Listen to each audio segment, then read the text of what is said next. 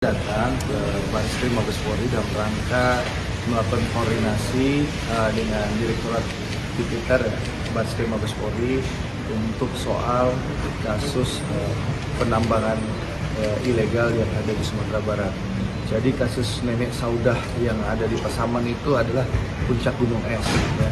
Kita tahu berapa tahun belakang peti penambangan emas secara ilegal di Sumatera Barat itu marak.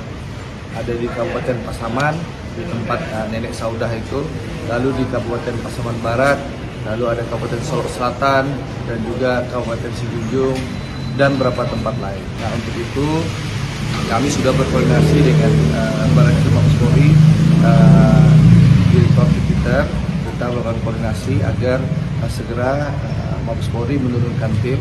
Dulu juga sudah pernah Pak Kapolri, Pak Listio Sigit menurunkan tim, turun, hilang berapa bulan, habis itu muncul lagi. Nah, kita berharap aparat penegak hukum yang ada di Sumatera Barat, khususnya Polres-Polres yang punya titik penambangan ilegal ini tidak menutup mata, karena penambangan ilegal di Sumatera Barat ini sudah merupakan rahasia umum.